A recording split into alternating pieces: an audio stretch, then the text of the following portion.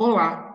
Nesta segunda parte do curso sobre os antimicrobianos das bases da microbiologia à farmacologia clínica, daremos um enfoque aos mecanismos de resistência bacteriana e a importância do antibiograma na prática clínica.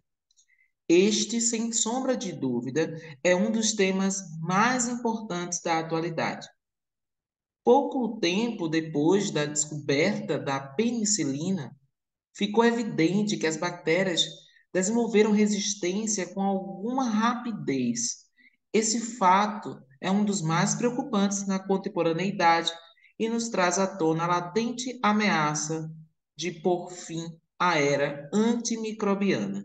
E aqui iremos abordar conceitos básicos e mecanismos dos principais envolvidos na resistência aos antimicrobianos.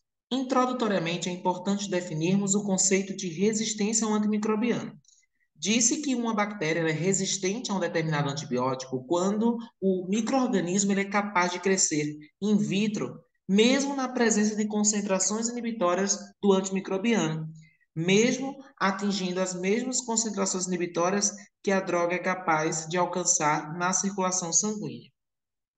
O conceito de resistência, ele é relativo e é definido pela função das concentrações terapêuticas possíveis de serem obtidas na corrente sanguínea quando utilizado o antibiótico na prática clínica.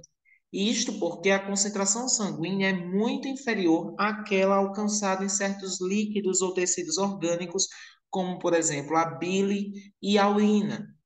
Assim, uma bactéria ela pode ser resistente naquela concentração que ela atinge o sangue, no entanto, ser destruída por esta mesma droga ao se localizar, por exemplo, nas vias urinárias, devido à mais elevada concentração do antibiótico, por exemplo, na urina.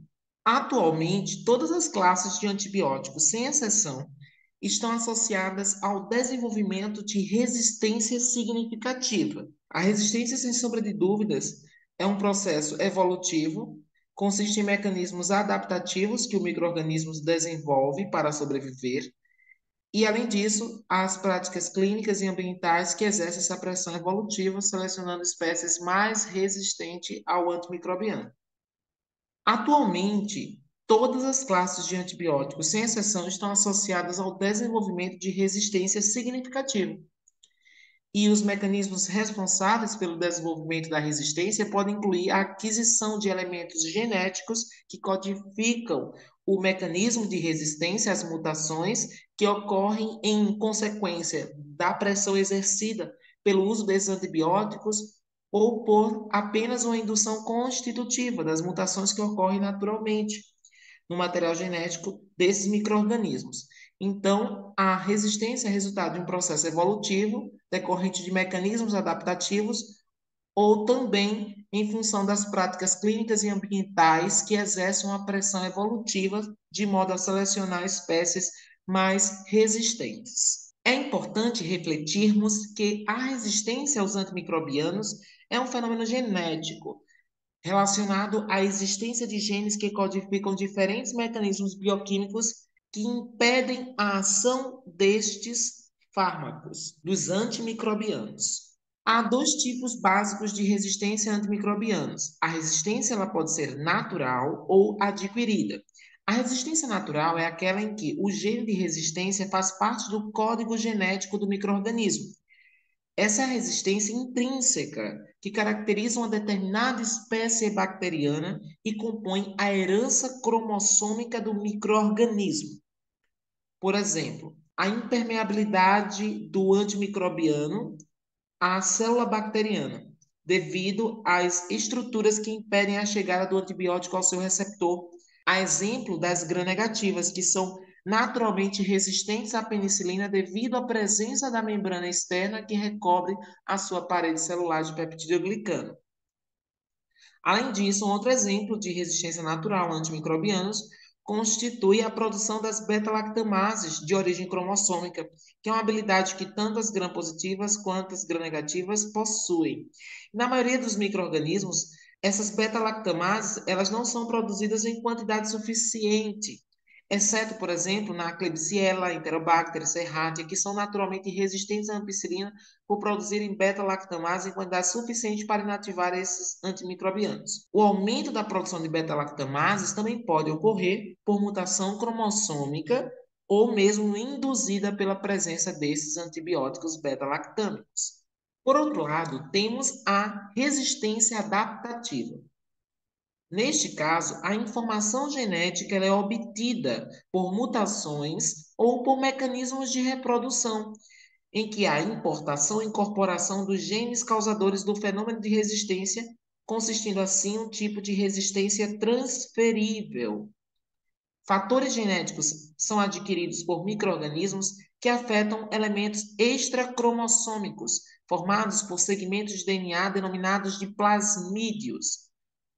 A exemplo dos plasmídios de virulência, que codificam a produção de toxinas, fatores de aderência e fatores que conferem ao micro-organismo a capacidade evasiva do sistema imune. Plasmídios conjugativos, que promovem a ligação física entre as bactérias, e, além disso, as bactérias podem conter elementos genéticos denominados de transpossomo ou transposões, que são capazes de transpor do cromossomo para o plasmídio e vice-versa a informação do gene responsável por sintetizar determinado mecanismo de resistência antimicrobiana. A resistência adaptativa ou resistência transferível se divide em 4 mecanismos principais: a transformação, a transdução, a conjugação e a transposição. A transformação consiste no mecanismo de captação por uma célula receptora do DNA solúvel presente e proveniente, né, de parte de um cromossomo, do todo cromossomo, ou mesmo de parte ou de todo um plasmídio bacteriano que fora liberado no meio por uma bactéria doadora. E só ocorre entre bactérias da mesma espécie, já tendo sido observado entre hemófilos, neisserias, staphylococcus, streptococcus, mas carece de uma importância prática, clínica. Outro mecanismo de resistência transferível adaptativa consiste na transdução.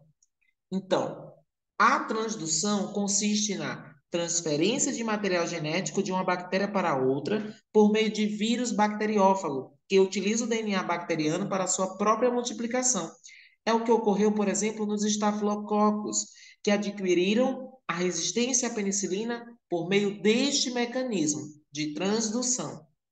Há também o mecanismo de conjugação, que consiste na transferência de material genético de uma célula bacteriana viável para outra, através do contato físico entre elas, realizados por uma estrutura denominada de fímbria sexual ou pile sexual.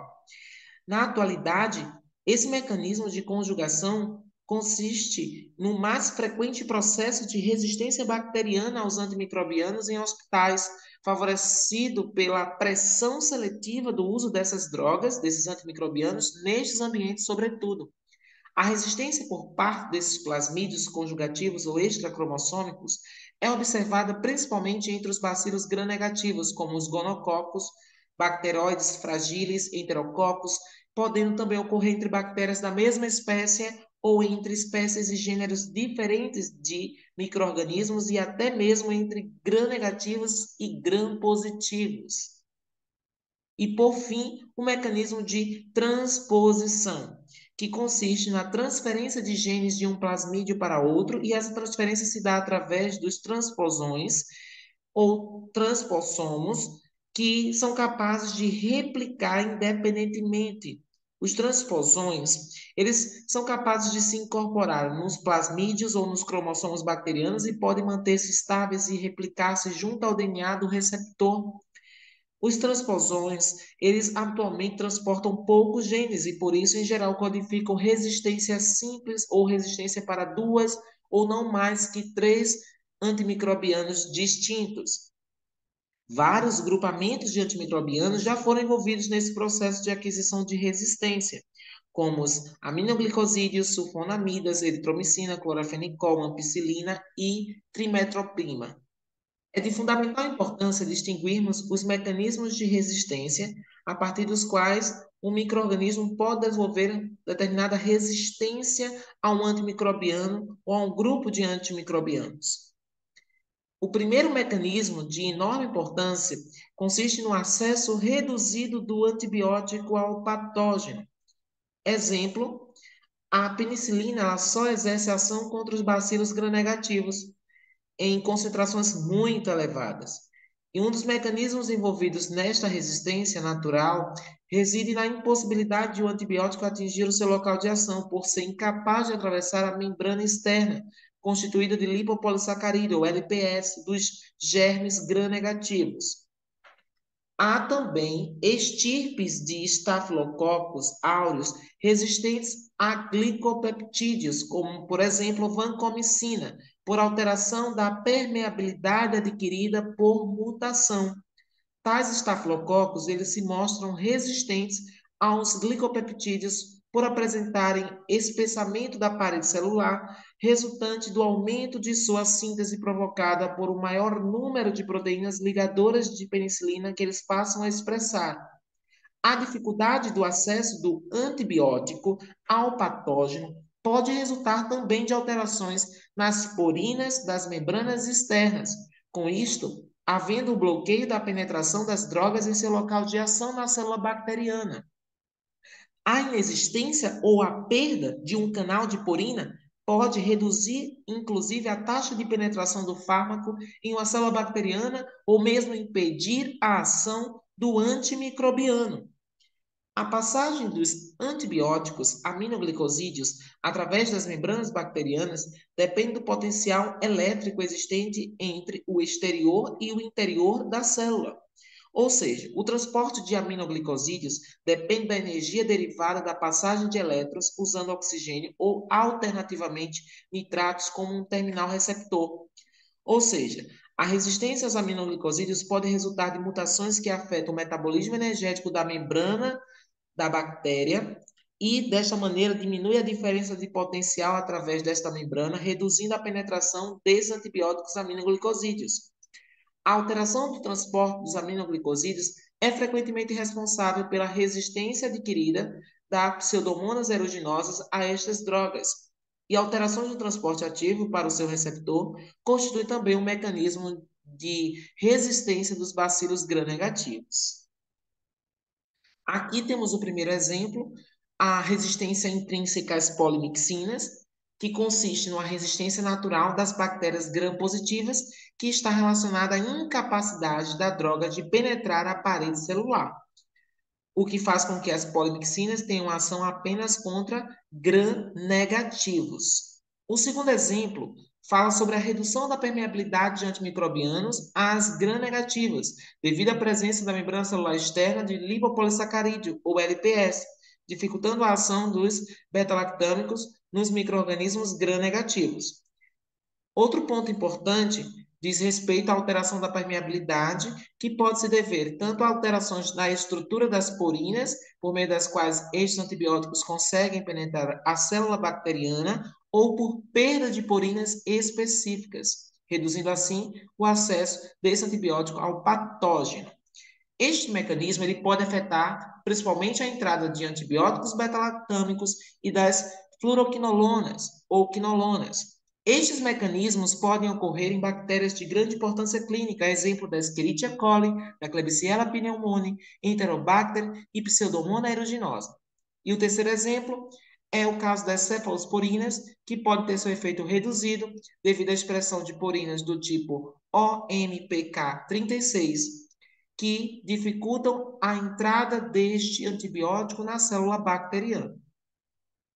As bactérias, inicialmente, elas são sensíveis, mas elas podem expressar resistência ou diminuir a sensibilidade à ação de cefalosporinas devido à indução da expressão dessas purinas na presença das cefalosporinas. Um outro mecanismo de resistência aos antimicrobianos de grande relevância consiste no aumento da eliminação do antibiótico através das bombas de efluxo. As bombas de efluxo constituem um mecanismo importante de resistência das bactérias e este mecanismo ele é natural e tem o papel de fazer a excreção, o efluxo, a retirada de substâncias tóxicas que porventura entrem na célula bacteriana, ou mesmo a excreção de substâncias tóxicas resultantes do metabolismo da própria bactéria. Estes sistemas de efluxo estão localizados na parede celular das bactérias e geralmente são codificados por genes cromossômicos. As bombas de efluxo presentes nas membranas são o transporte ativo dos antibióticos do meio intracelular para o meio extracelular. A resistência às tetraciclinas é muito comum entre os bacilos gram-negativos entéricos portadores de plasmídio R conjugativos, que contém o gene necessário para a síntese dessas bombas de efluxo. Além das enterobactérias, plasmídios de genes determinantes de resistência às tetraciclinas têm sido identificados em outras espécies de bactérias, a exemplo do Haemophilus influenzae, dos bacilos, bacteroides fragiles, Staphylococcus aureus, Enterococcus faecalis, Streptococcus pyogenes, Streptococcus agalacti do grupo B, Neisseria gonorrhoeae, Neisseria meningitidis e Vibrio cholerae. As bombas de fluxo não são específicas e podem funcionar para antibióticos de classes diferentes. Assim, a resistência por efluxo é a causa da resistência intrínseca natural dos bacteroides fragiles às fluoroquinolonas. Esse mecanismo também é comum na resistência de Staphylococcus e pneumococos aos macrolídeos. Streptococcus pneumoniae, as fluoroquinolonas respiratórias, também consiste nesse mesmo mecanismo dessa bomba de efluxo. E, além disso, as pseudomonas aeruginosas e enterobactérias também têm um mecanismo de efluxo que pode servir de resistência a múltiplos grupamentos de antibióticos, como as fluoroquinolonas, clorafenicol, eritromicina e antibióticos beta-lactâmicos. Tanto as gram-positivas quanto as gram-negativas podem apresentar bombas de efluxo. Aqui está ilustrada a estrutura do sistema de efluxo das gram-negativas, que consiste de uma bomba de efluxo que faz o transporte ativo, uma proteína formadora de um canal extrusor na membrana externa e uma proteína de fusão que liga estes dois componentes. Aqui está representada a via de efluxo das bactérias gram-negativas. Em bactérias gram-positivas, que não têm a membrana externa, diferente das gram-negativas, que têm esta membrana externa, o sistema de efluxo é a própria bomba de efluxo com um sistema de componentes simples, no caso das gram-positivas. Exemplo, temos aqui a resistência aos beta-lactâmicos através deste sistema de efluxo que pode contribuir para a resistência intrínseca ou adquirida de bactérias gram-negativas a outros antimicrobianos, como tetraciclina, fluoroquinolona, clorafenicol, eritromicina. Observe que essas bombas de efluxo não são específicas para um único tipo de antibiótico. O terceiro mecanismo de resistência, que também é importante à microbiologia, é a inativação enzimática que destrói o antibiótico. Então, a inativação enzimática da droga do antimicrobiano, por meio do bloqueio ou modificação da estrutura do antibiótico por enzimas microbianas, é um mecanismo mais importante de resistência microbiana. A destruição enzimática dos antimicrobianos beta-lactâmicos por enzimas denominadas beta-lactamases é a principal causa de resistências a essa classe de antibióticos. Essas enzimas são frequentemente produzidas por bactérias gram-positivas e gram-negativas, que hidrolisam a ligação amida do anel beta-lactâmico, causando a destruição irreversível da atividade antibacteriana dos antibióticos beta-lactâmicos. Os estafilococos são os principais patógenos gram-positivos produtores de beta-lactamases, as quais são adquiridas por mutação ou transferência de plasmídios e são basicamente do tipo penicilinase. Bacilos gram-negativos, como Pseudomonas, Escherichia coli, Klebsiella, Haemophilus influenzae e outros também são produtores de beta-lactamases, habitualmente adquiridas por conjugação de plasmídios ou transposões, podendo inativar tanto as penicilinas, como é o caso das penicilinases, quanto as cefalosporinas, como é o caso das cefalosporinases, e até os monobactâmicos e os carbapenêmicos. As enterobactérias do gênero Citrobacter, Enterobacter, Serratia, Providence e Morganella podem ser produtoras de beta-lactamases de origem cromossômica, capazes de hidrolisar penicilinas, cefalosporinas e monobactâmicos, não sendo inibidas pelos inibidores de beta-lactamases disponíveis no mercado. Essas beta-lactamases de origem cromossômica, elas podem ser induzíveis, mas também podem surgir ao curso da terapia, como penicilinas, cefalosporinas, sobretudo as de terceira geração. Por outro lado, Klebsiella, Escherichia coli, Enterobacter, Proteus e outros bacilos gram-negativos entéricos, com alguma frequência, podem produzir beta-lactamases chamadas de beta-lactamases com espectro estendido, conhecido pela sigla ESBL, que atuam sobre penicilinas, cefalosporinas, incluindo as da quarta geração, e monobactâmicos. As beta-lactamases de espectro estendido têm origem em plasmídios e podem ser inibidas por inibidores de beta-lactamases. Bactérias produtoras das beta-lactamases de espectro estendido habitualmente mantêm sensibilidade aos carbapenêmicos. Além disso, temos também o mecanismo de alteração das proteínas alvo dos antimicrobianos. A resistência aos antibióticos por alterações no seu receptor geralmente é adquirida por mutação cromossômica, sendo pouco frequente a participação de plasmídios bacterianos, tanto entre as bactérias gram-positivas como entre os gram-negativos. A resistência aos antibióticos beta-lactâmicos, observada em cepas mutantes de Neisseria gonorreae, Haemophilus influenzae, Pseudomonas aeruginosa, Escherichia coli, Streptococcus pneumoniae e Enterococcus faecium, além do grupos víridas, Clostridium perfringens, pode ser devido à diminuição da afinidade desses antibióticos pelas proteínas ligadoras de penicilina, conhecidas pela sigla PBP, que é o sítio natural de ação dos antibióticos beta-lactâmicos, onde esses antibióticos se ligam para inibir a biossíntese da parede celular bacteriana. Essa diminuição da afinidade pode resultar de 4 tipos de alterações dessas proteínas ligadoras de penicilina, que é o alvo de ação dos beta-lactâmicos. Quais são esses 4 tipos de alterações dessas proteínas ligadoras de penicilina? Primeiro delas, a ausência ou diminuição na espécie mutante resistente desta principal proteína ligadora de penicilina ao antibiótico. Outro tipo de alteração consiste na produção aumentada de uma proteína ligadora de penicilina de menor importância na ação do antibiótico. Outro mecanismo consiste na produção de uma proteína ligadora de penicilina adicional com pequena afinidade de ligação ao antibiótico. E, por fim, a modificação na constituição desta proteína ligadora de penicilina, que é alvo primário do antibiótico. A resistência por modificação de receptor desta proteína ligadora de penicilina é, sem sombra de dúvidas, o principal mecanismo de resistência dos estafilococos à ação da meticilina e da oxacilina, que são conhecidos como estafilococos resistentes à meticilina ou meticilino-resistentes e resistentes à oxacilina. Já nos estafilococos, essa resistência está relacionada à presença de um gene denominado MEC-A, que é um gene responsável pela produção dessa proteína ligadora de penicilina modificada, que confere maior resistência aos estafilococos à ação da meticilina e da oxacilina. Outro receptor que pode sofrer alterações em sua constituição decorrentes de mutações em genes cromossômicos é o ribossomo bacteriano, importante alvo de ação de antimicrobianos. Modificações ou ausência de proteínas do ribossomo resultam em resistência aos macrolídeos, às glicosamidas e aos aminoglicosídeos.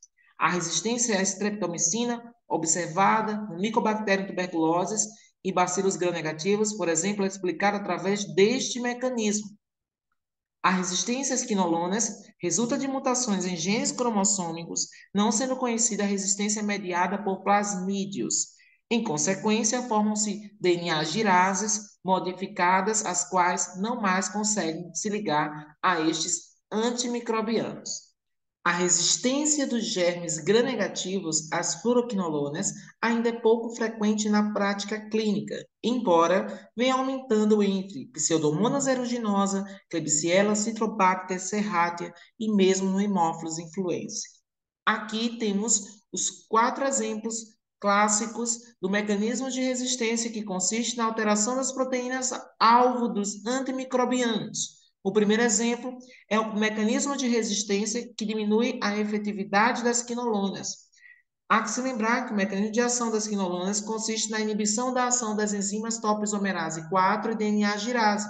Nesses micro-organismos mutantes, ocorre uma alteração do gene cromossômico que modifica a expressão da topoisomerase 4 DNA girase, diminuindo a efetividade desses antimicrobianos nessas proteínas alvo da bactéria. O segundo exemplo consiste no mecanismo de resistência que justifica o fato de estafilococos serem resistentes à meticilina e oxacilina, pela expressão de um gene MECA que produz uma proteína ligadora de penicilina com menor efetividade para a ação da meticilina e oxacilina nessas espécies de estafilococos resistentes. O terceiro exemplo, há que se lembrar o mecanismo da ação da vancomicina e teicoplanin, que são glicopeptídeos, cuja ação consiste na inibição da síntese da parede celular através de sua ligação de alta afinidade à extremidade terminal de alanil-de-alanina. Devido a modificações desse sítio de ação da vancomicina, em que a D-alanina terminal é substituída pelo D-lactato, isso diminui a ação desses antimicrobianos. E o quarto exemplo consiste na produção de proteínas que protegem o sítio de ligação à subunidade 30S do ribossomo bacteriano. Dessa forma, há uma redução, diminuição ou até mesmo impedimento da ligação das tetraciclinas. Além disso, metilases que modificam o sítio de ligação dos macrolídeos da clindamicina na subunidade 50S do ribossomo bacteriano também justifica a redução da efetividade desses antimicrobianos pelo mecanismo de alteração das proteínas-alvo desses antimicrobianos nestes micro-organismos. O quinto tipo de mecanismo de resistência consiste no desenvolvimento de vias metabólicas alternativas às que foram suprimidas pelo antibiótico. Um exemplo desse mecanismo de resistência é o fato da resistência natural às sulfonamidas e trimetoprima, que é mediada por genes cromossômicos encontrados na Pseudomonas aeruginosa. Além disso, bactérias anaeróbias, como Bacteroides, Clostridium e Fusobacterium, que têm uma diminuída sensibilidade da ação da dihidrofolato redutase desses micro-organismos à ligação com essas drogas, com estes fármacos, como a sulfonamida e trimetoprima. A resistência adquirida às sulfonamidas e à trimetoprima é encontrada com frequência em agentes isolados de material clínico, especialmente as enterobactérias, podendo ter origem em mutação cromossômica ou adquirida de plasmídios, e está relacionada ao metabolismo do ácido fólico e à síntese de ácidos nucleicos. Aqui temos alguns exemplos de como há esta modificação da via metabólica associada a esta enzima de hidropteroato redutase, que é o alvo de ação deste antibiótico, sulfonamidas e trimetoprima. Primeiro caso, nós temos a produção de dihidropteroato redutase modificada, que pode ser encontrada com mecanismo de resistência em bacteroides, Clostridium e Fusobacterium. A produção de uma dihidropteroato sintetase adicional à normalmente existente, que é um mecanismo encontrado nas enterobactérias. A produção de dihidrofolato redutase com menor afinidade pela trimetoprima, encontrada em bactérias como Escherichia coli, Proteus, Klebsiella, Staphylococcus, Meningococcus. A síntese de uma via metabólica alternativa com a produção de 2 tipos de dihidrofolato redutase. Em Enterococcus faecalis também consiste no mecanismo de resistência de uma via metabólica alternativa à ação dessas drogas, como é o caso das sulfonamidas e trimetoprima.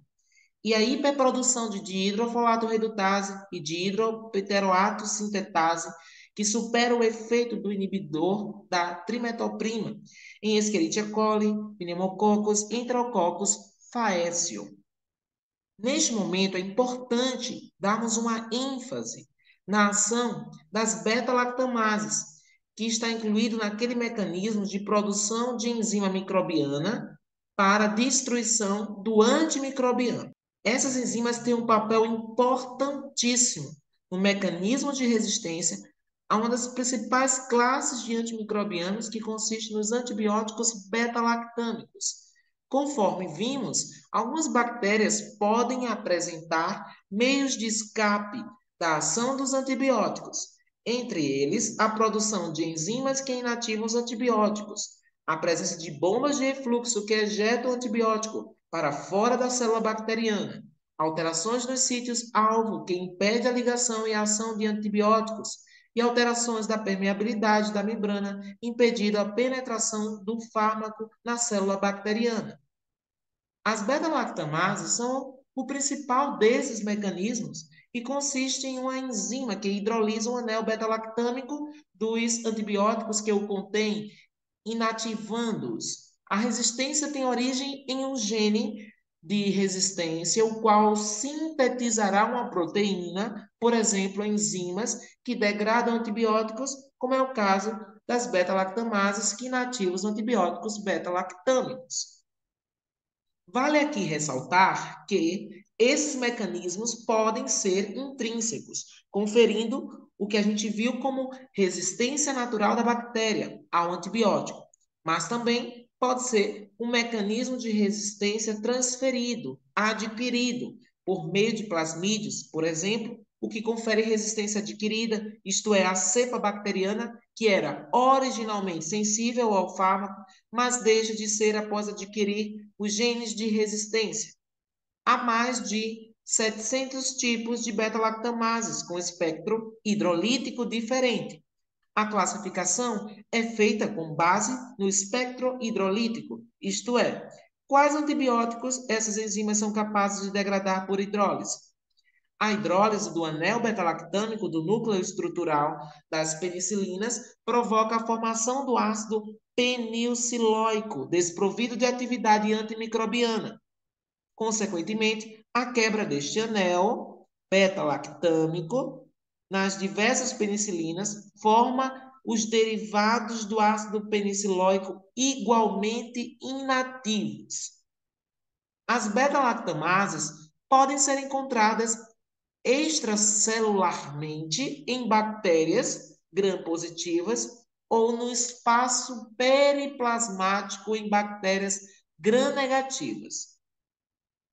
São exemplos dessas beta-lactamases: as penicilinases, que degrada a penicilina, cefalosporinase, que degrada cefalosporina e penicilinas, beta-lactamases de espectro ampliado ou estendido, que degrada penicilinas, monobactâmicos, cefalosporinas, e as carbapenemases, que degrada penicilinas, cefalosporinas, monobactâmicos e carbapenêmicos.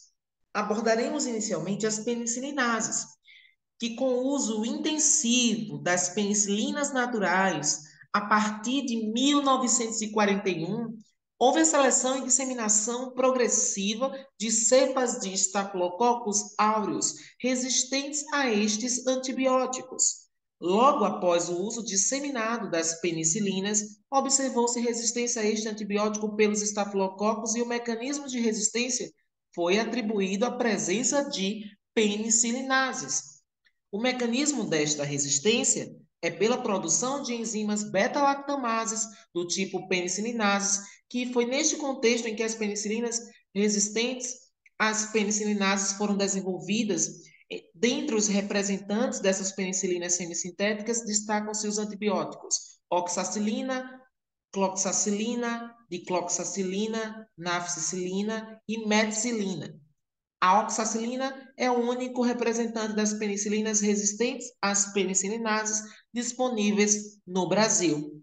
As penicilinases, elas degradam tanto as penicilinas naturais quanto as aminopenicilinas. Quais são as penicilinas naturais? São a penicilina G cristalina, a penicilina G procaína, a penicilina G benzatina. Quais são as aminopenicilinas? São as conhecidas amoxicilina e ampicilina. Outras opções terapêuticas incluem a combinação da amoxicilina com inibidores de beta-lactamases, como penicilinases, a exemplo do clavulanato e do subactam, que inibe as penicilinases e assim permite a ação destas aminopenicilinas, a exemplo da amoxicilina e ampicilina, que não seriam ativas apenas sozinhas, sem a presença dos inibidores de beta-lactamases aí incluídos nessa combinação amoxicilina, clavulanato, ampicilina e subactam disponíveis no mercado. Essas são opções terapêuticas para tratar infecções por bactérias produtoras de penicilinases.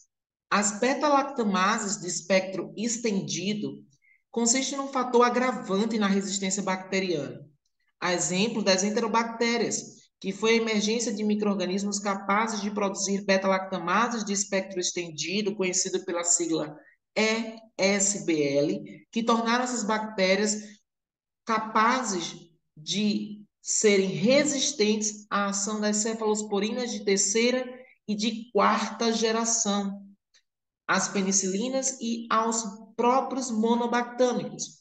Um grande número atualmente de mais de 150 estirpes de bactérias são capazes de produzir beta-lactamases de espectro estendido, a exemplo da Escherichia coli, Serratia, Enterobacter, Klebsiella, Citrobacter, Pseudomonas e outros gram-negativos.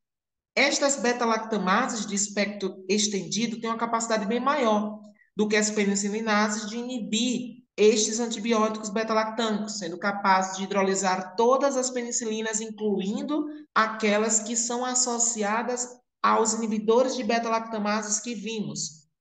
E quase todas as cefalosporinas e o próprio Aztreonam também é hidrolisado pela ação dessa beta-lactamase de espectro estendido. A adição de inibidores de beta-lactamases mais modernos, junto às cefalosporinas, também são opções terapêuticas a se pensar no caso de bactérias que expressam beta-lactamases de espectro estendido. São algumas opções de farmacoterapia antimicrobiana para tratar infecções por estirpes bacterianas que expressam beta-lactamase de espectro estendido, a ceftazidima mais o avibactam, o inibidor de beta-lactamase, consegue inibir essas beta-lactamases do espectro estendido, e a combinação ceftolozane mais tazobactam. Tazobactam também é um inibidor de beta-lactamase, capaz de inibir beta-lactamase do espectro estendido. Os carbapenêmicos, como meropenem, imipenem, ertapenem, não são hidrolizados pelas beta-lactamases de espectro estendido e são as drogas de escolha para estes casos. O cefepime é uma cefalosporina de quarta geração que ainda pode ter alguma eficácia contra bactérias produtoras de beta-lactamases de espectro estendido, a depender do resultado do antibiograma. As carbapenemases. Essas beta-lactamases inativam todos os beta-lactâmicos, inclusive os carbapenêmicos. Essas enzimas também são produzidas, sobretudo, por enterobactérias, sendo a mais comum a produzida por Klebsiella pneumoniae, a famosa KPC. Klebsiella pneumoniae, produtora de carbapenemase. As carbapenemases, elas são capazes de hidrolisar também as cefalosporinas de terceira e de quarta geração e não são inibidas pelo ácido clavulônico ou pelo subactam. A Klebsiella pneumoniae e Escherichia coli estão entre as mais relatadas em relação à presença desse mecanismo, em relação à presença dessa beta-lactamase, as carbapenemases. Alguns inibidores de beta-lactamases bem recentes têm a capacidade de inativar essas carbapenemases e são associados à cefalosporina e a carbapenêmicos. É o exemplo da ceftazidima com avibactam, meropenem com vaborbactam e outras opções de antimicrobianos são as polimixinas, a tigeciclina e os aminoglicosídeos. As metalobeta-lactamases são importantes enzimas cujos genes que codificam elas podem estar localizados em plasmídios, íntegrons ou mesmo no próprio cromossomo bacteriano. Normalmente depende de moléculas de zinco para exercer sua atividade hidrolítica sobre os anéis beta-lactâmicos. Têm sido detectadas primariamente em Pseudomonas aeruginosa e em Acinetobacter, mas já se observa essa enzima presente no Klebsiella pneumoniae. As bactérias que expressam metalobeta-lactamases não são afetadas pelos inibidores da beta-lactamase disponíveis clinicamente, incluindo os mais avançados, como avibactam e vaborbactam. Entretanto, os monobactâmicos, como Astreonam, apresentam boa estabilidade hidrolítica e não são ativados pelas metalobeta-lactamases. As opções para o tratamento de bactérias que expressam metalobeta-lactamases são bem limitadas, o que coloca essas enzimas como grande ameaça à saúde pública. E, por fim, as cefalosporinases AMPC, que é o gene responsável pela expressão desta enzima, que hidrolisa as penicilinas, incluindo inibidores de beta-lactamases tradicionais, a exemplo do clavulanato, subactam e tazobactam, que é as cefalosporinas, até as de terceira geração. O cefepime, portanto, é uma cefalosporina de quarta geração, que tem maior estabilidade diante dessas cefalosporinases. Este gene AMPC, que codifica as cefalosporinases, estão no cromossomo da bactéria e são enzimas cromossomiais e que podem permanecer silenciosas até que ocorra o contato com algum antibiótico que seja indutor da produção destas enzimas. Antibióticos que são indutores de cefalosporinases são ampicilina, amoxicilina, que são as penicilinas, aminopenicilinas, cefalozolina, cefalotina, imipenem, cefoxitina. Também são fortes indutores, mas são estáveis diante dessa enzima. Micro-organismos que expressam o gene AMPC incluem Morganella, Yersinia, Proteus, Providência, Aeromonas, Citrobacter e Enterobacter. O cefepime e os carbapenêmicos, além das cefalosporinas associadas ao avibactam, como é o caso da ceftazidima com avibactam, que é um inibidor da beta-lactamase capaz de neutralizar essas enzimas.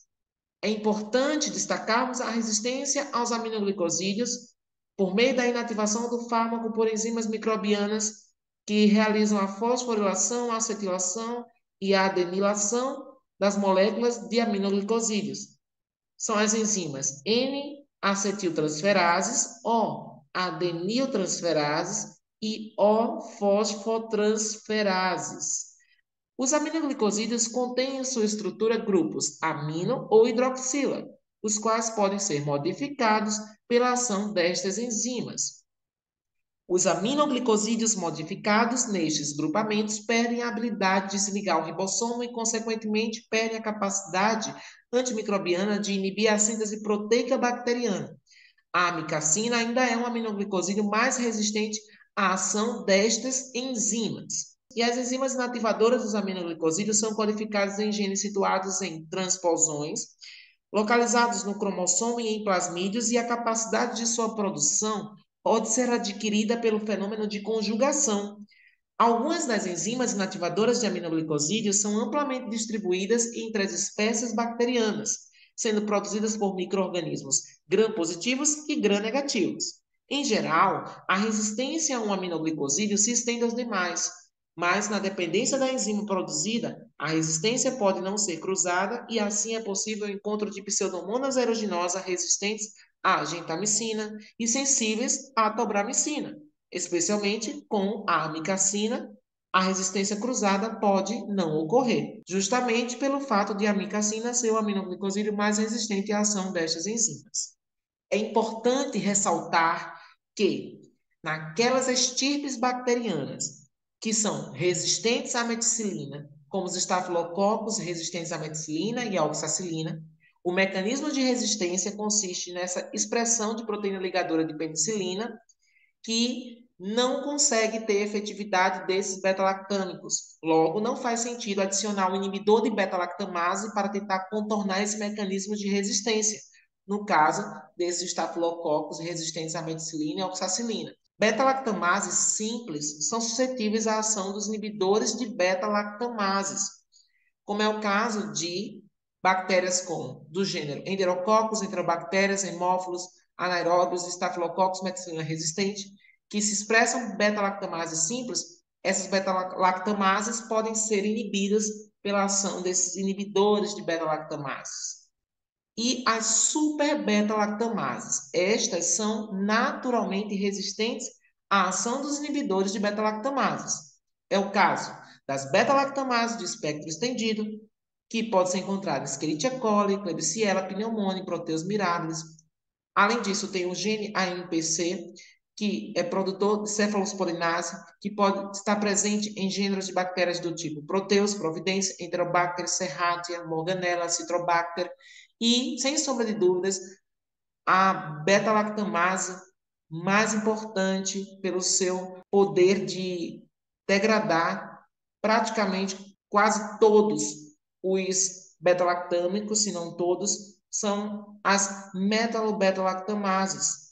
Nesse caso é game over. Exemplo de pseudomonas que expressam essas metalo-beta-lactamases. Por fim, é de fundamental importância destacarmos esta ferramenta de grande relevância à prática clínica, o antibiograma, também conhecido como teste de sensibilidade a antimicrobianos, ou simplesmente TSA. Para determinar o tratamento antimicrobiano mais adequado, não basta saber qual o agente etiológico. É preciso saber quais os agentes antimicrobianos frente aos quais as cepas bacterianas causadoras da infecção são sensíveis. Nesse momento, já se conhece qual o micro-organismo provável causador da infecção. Portanto, qual o objetivo do antibiograma? Verificar in vitro a sensibilidade ou resistência de um micro-organismo frente a vários antimicrobianos. É então uma prova de sensibilidade do micro-organismo aos antimicrobianos disponíveis. Permite saber qual o agente antimicrobiano ideal e qual a concentração inibitória mínima para debelar a infecção. Dessa forma, eu consigo otimizar a farmacoterapia. Logo, o objetivo é justamente nortear a escolha dos antimicrobianos adequados para o sucesso terapêutico. A Anvisa preconiza que, mesmo que não seja solicitado pelo médico, o teste de sensibilidade a antimicrobianos, o TSA, o antibiograma, deve ser feito quando realizada a identificação de determinado grupo de micro-organismo. Quais são os métodos que podem ser utilizados para a realização do antibiograma? Há basicamente dois métodos. O método de diluição seriada em tubos, que é o método menos utilizado, em que se faz microdiluições seriadas em tubos de ensaio, indica a sensibilidade, a resistência e a concentração inibitória mínima para eliminar a bactéria. A vantagem é que eu consigo precisar exatamente a dose necessária para debelar a infecção, para inibir o crescimento bacteriano, possibilitando assim um tratamento com menor toxicidade e maior efetividade. Além do método de diluição seriada em tubos, temos o método de difusão em disco, que é o método mais comumente utilizado na prática. A maioria dos laboratórios usa esse método, que emprega discos de papel filtro identificados com o tipo de antibiótico e com a concentração da droga incorporada em uma cultura de micro-organismo na placa de Petri em meio de H. Miller Hinton. Geralmente, essa placa de Petri cabe 12 discos com antimicrobianos diferentes. Basicamente, os discos com os antibióticos são colocados na placa de Petri com a cultura da cepa bacteriana que está ali se desenvolvendo no meio agar Miller-Hinton, e quando este antibiótico nos discos em papel filtro são colocados na placa de Petri, ocorre a difusão do antibiótico formando um halo que indica que naquela área em que há o antibiótico, o crescimento da colônia é inibido. São vantagens da difusão em disco, o fato de ser de fácil realização, baixo custo, alta confiabilidade dos resultados, e nesse método eu só consigo dizer se a bactéria é sensível ou resistente. O resultado do método de difusão é verificado pelo diâmetro dos halos inibitórios formado em torno de cada disco. Uma tabela deverá ser consultada para que, com base no diâmetro dos halos inibitórios, a bactéria seja classificada em sensível, intermediária ou resistente ao antibiótico utilizado.